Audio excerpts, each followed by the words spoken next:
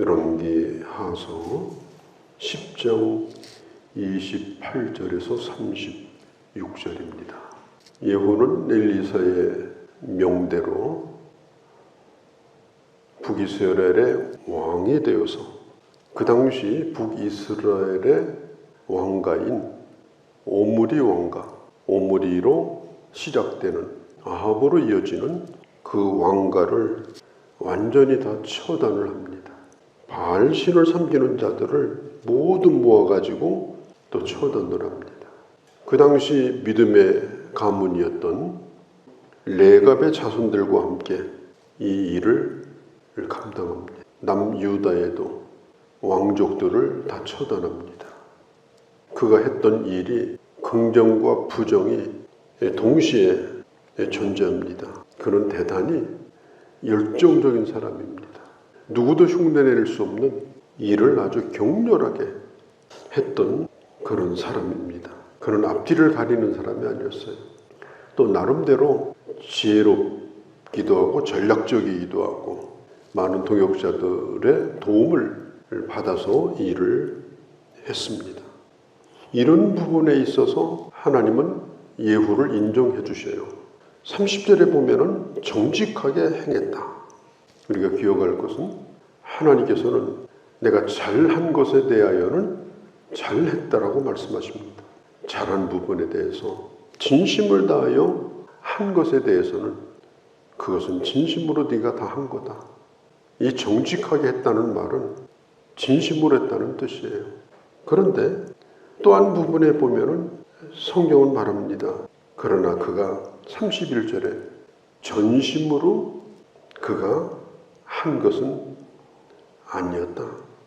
그가 잘한 부분이 참 많지만 그러나 그가 전심을 다하여 한 것은 아니었습니다.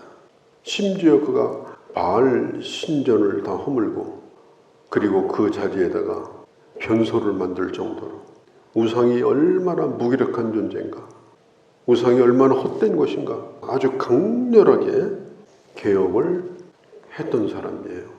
그런데 한쪽에서는 아쉬운 부분이 많습니다. 한쪽은 인정할 만합니다. 한쪽은 아쉽습니다. 그런 면에서 그는 진심으로 한쪽은 했어요. 그러나 전반적으로 볼 때는 전심은 아니었어요.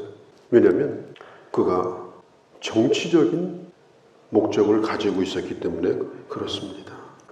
북이스라엘이 가지고 있는 고질적인 문제가 뭐냐? 여로보암의 금송아지 우상이에요. 북이스라엘을 시작한 사람이 여로보암 왕이죠. 예루살렘으로 절기를 지키러 가지 못하게 하려고 대용품으로 베델에다가 만든 게 금송아지 우상입니다. 너희는 보이지 않는 하나님을 믿느냐?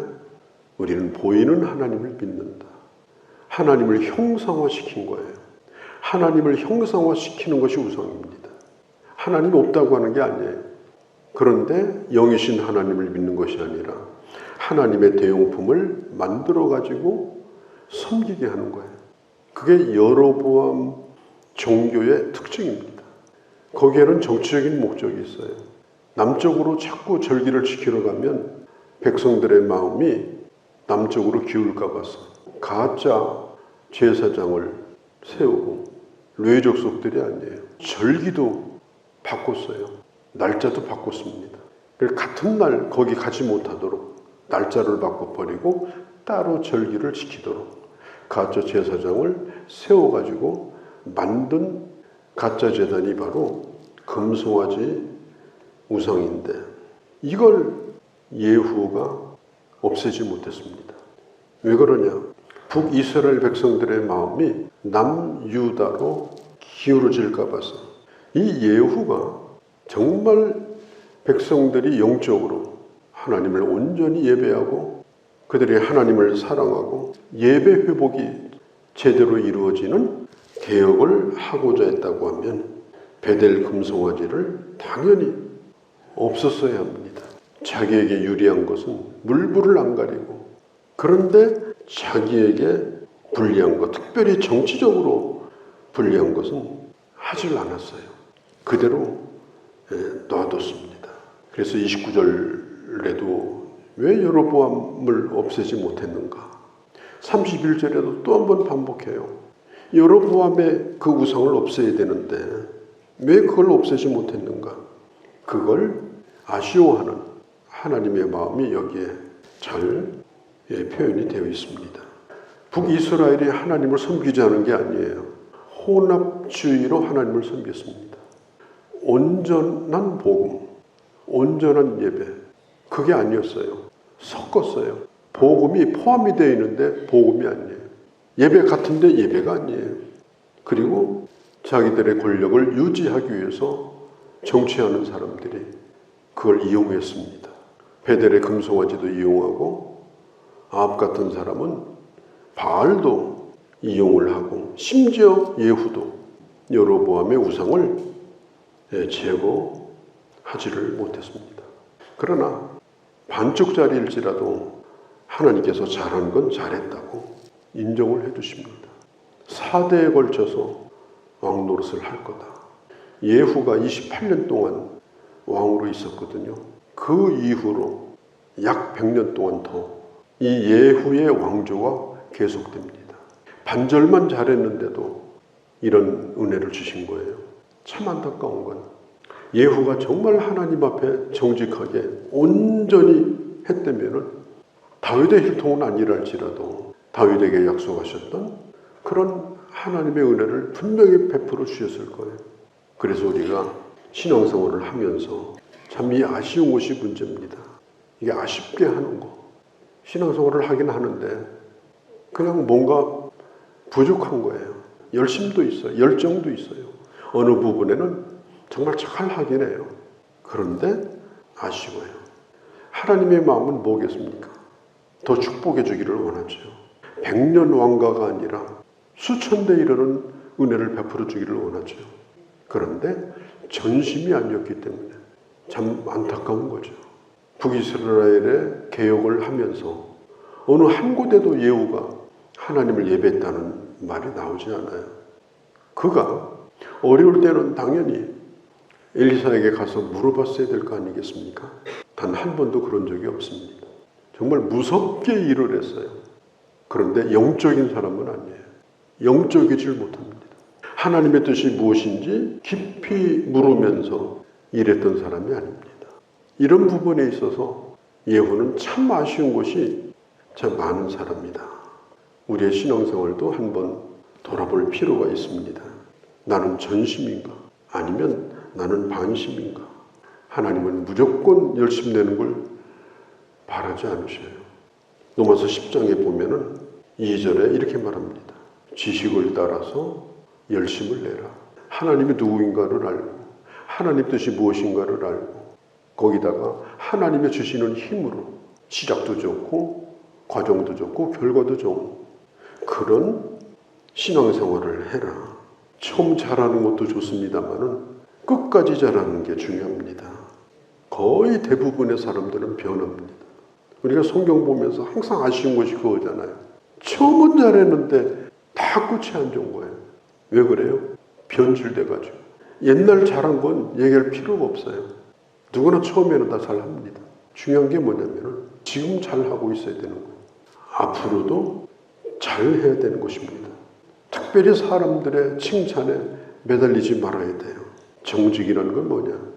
깨끗한 마음으로 하나님의 영광만 생각하고 살아가는 게 정직이고 일하는 게 정직입니다. 그냥 하나님이 기뻐하시는 것만 생각하는 거예요. 그것에 집중하는 거예요. 하나님이 기뻐하시는 것이 뭔가? 그러면 그 일에 집중합니다. 마음을 다 기울입니다. 왜? 하나님의 영광을 드러내기 위해서. 그게 바로 전심입니다. 하나님이 기뻐하는 일이면 거기에 마음을 기울여서 그리고 결과가 하나님 앞에 영광이 되도록만 그 일을 하는 것. 그게 끝까지 가는 방법입니다. 우리가 끝까지 잘 가려면 하나님의 영광을 바라보면서 하는 거예요. 하나님 영광 받으시면 그걸로 족한 거예요. 그러면 끝까지 잘할 수가 있어요. 그런데 거기에 뭐가 끼기 시작하면은 이게 어느 순간 지치게 되고 힘들게 되는 것입니다. 이 반쪽짜리 개혁을 했습니다. 나라가 또다시 부패하기 시작합니다. 나라가 점점점 약해지고 뭐 뜯어먹듯이 주변에 있는 나라가 이스라엘 땅을 야금야금 집어먹기 시작합니다. 아람왕 하사엘이 와가지고 하나님께서 가나안 땅을 주실 때 제일 먼저 주셨던 땅이 길앗 땅이에요. 그 땅도 결국은 빼앗겨 버려요. 나중에는 다른 나라의 식민지가 되어버리고 말았습니다. 고린도전서 9장에 보면 사도 바울이 이런 얘기를 합니다. 나는 나 자신을 평생토록 쳐서 복종시켰다. 왜 그런가? 내가 남에게 복음을 전한 다음에 나중에 오히려 내가 버림을 받을까 두려웠기 때문이다. 다른 사람은 구원했는데 다른 사람을 건지는 물속에 빠진 사람을 건져내는 지팡이에 불과했어요. 다른 사람은 건져내고 물 위에 떠내려가는 나무 토막이 될 수도 있다. 그래서 바울이 평생토록 나 자신의 부패성, 나를 위하는 마음, 하나님의 영광을 망각하기 쉬운 자기 자신과 싸우면서 그는 하나님의 일을 감당했습니다. 예후의 결론은 뭐냐? 34절에 이렇게 말합니다. 사적과 행한 모든 일과 업적은 이스라엘의 역대 지략에 기록하지 아니하였느냐. 역대 지략이라는 게 뭐냐? 일반적인 기록을 뜻합니다. 결론은 뭐예요? 특별히 기록할 게 없다. 얼마나 어마어마한 일을 했습니까? 그런데 하나님의 결론은 뭐예요? 실록에 나와 있다. 그렇게 바알 신전을 허물어서 변소를 만들 정도로 대단한 사람 아니었습니까? 그런데 마지막 기록은 특별히 쓸 말이 없다. 이렇게 말하고 있습니다. 이 예후가 10장 16절에 보면 이렇게 얘기한 적도 있죠. 나의 열심을 보라. 그는 사람들이 거기에 설득을 당했어요.